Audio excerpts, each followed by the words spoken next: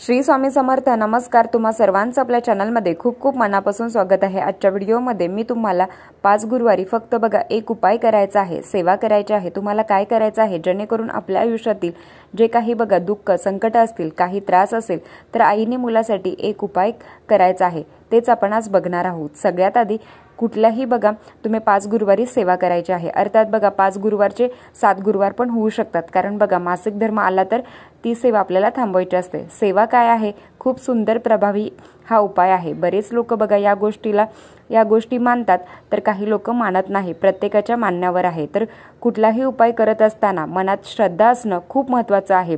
तर त्याच्यानुसारच त्या गोष्टी घडत असतात. एखादी गोष्ट करताना बघा खूप श्रद्धेने केली, आत्मविश्वासाने केली तर बघा त्याचा अनुभव तेवढाच चांगला मिळणार आहे.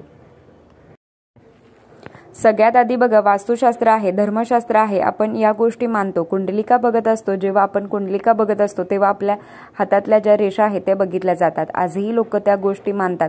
ते मानण्यावर आहे, कारण बघा एक शास्त्र आहे. आपल्या हातातल्या रेषावर लिहिलेलं असतं की तुम्हाला किती मुलं बाळ होणार आहेत. अशा बघा काही गोष्टी असतात. जे नशिबात आहे, जेवढं आहे तेवढंच मिळणार आहे. खरं तर आपल्याला जे नशिबात नाही ते सुद्धा महाराज देत असतात. पण बघा योग्य वेळ आल्यावर त्याला जे हवं आहे ते मिळत असतं. वेळेच्या आधी कोणालाच काही मिळाले नाही. तुमच्यापासून ते माझ्यापर्यंत आपण सगळे सारखेच आहोत.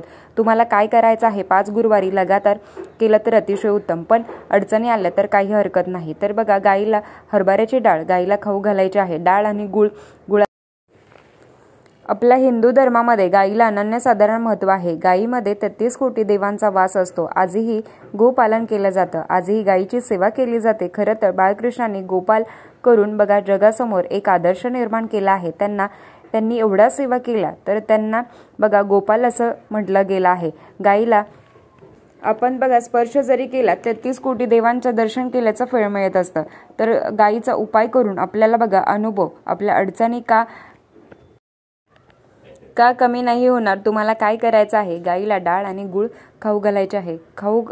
खाऊ घालायचा आणि झालं असं नाही करायचं. दिवसभरात कधी पण तुम्हाला बघा हा उपाय करू शकता. तर तुमच्याकडे बघा गाई नाही आहे तर शहरात गाई नाही आहे, पण बघा गोशाळा आहे. तुम्हाला काय करायचं आहे? तर बघा दोन्ही हातामध्ये तुम्हाला डाळ आणि गुळ घ्यायचा आहे, खाऊ घालायचा आहे. जेव्हा बघा गाई चाटते ना, जेव्हा तुमचा हात चाटेल तेव्हा बघा हातातल्या ज्या रेषा आहेत त्या चुकीच्या आहेत. काहीतरी वाईट आयुष्यात बघा काही महत्त्वाच्या गोष्टी घडत नाहीत, अपयश मिळत नाही, सक्सेस मिळत नाही. असं म्हटलं जातं की गाई जेव्हा बघा तुमचा हात चाटेल तेव्हा बघा बरेच काही आयुष्यातील अडचणी आहेत, दुःख आहेत, तर ते कमी होण्यास मदत होते. जसं जसं तुमचा हात चाटेल तसं तसं तुमच्या हस्तरेषा आहेत बदलतात असं म्हटलं जातं. तुम्हाला काय करायचं आहे? गुरुवारी गाईच्या पाय धुवायचे आहेत, हळदी कुंकू लावायचं आहे आणि जे तुम्ही बघा घेऊन गेला आहात ते बघा खाऊ घालायचं आहे. तिने बघा थोडा तरी हात चाटायला पाहिजे. हे करत असताना स्वतःची पण काळजी घ्यायची आहे. ते खाल्ल्यानंतर गाईला नमस्कार करायचा आहे आणि घरी बघा निघून यायचं आहे. हे तुम्हाला 5 गुरुवारी करायचं आहे.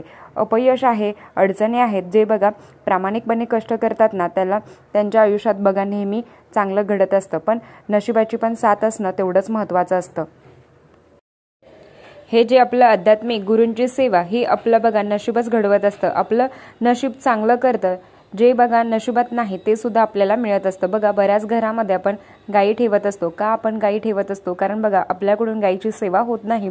गोशाळेत जाऊन त्यांची बघा सेवा करू शकत नाही. शहरात बघा गायी सुद्धा मिळत नाहीत. इथून आपली सुरुवात होते.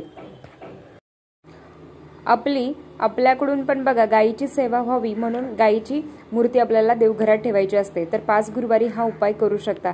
आईने मुलासाठी करावा, मुलाने स्वतःसाठी करावा, प्रत्येकाने आपापल्यासाठी करावा. तर प्रार्थना करा. तेवढंच बघा आत्मविश्वास महत्त्वाचा आहे. तुम्ही जेवढा बघा सकारात्मकतेने अनुभव घ्याल तेवढं तुम्हाला बघा जास्त प्रमाणात मिळणार आहे. दुसरी सेवा काय करायची आहे? तर बघा प्रत्येक आईने आपल्या मुलांच्या अभ्यासासाठी प्रगती व्हावी. अभ्यासात प्रगती म्हणजे काय? तर त्याने अभ्यास करायचा नाही मग त्याची प्रगती होईल. जो प्रामाणिकपणे कष्ट करत असतो तर मुलाला सक्सेस मिळावा.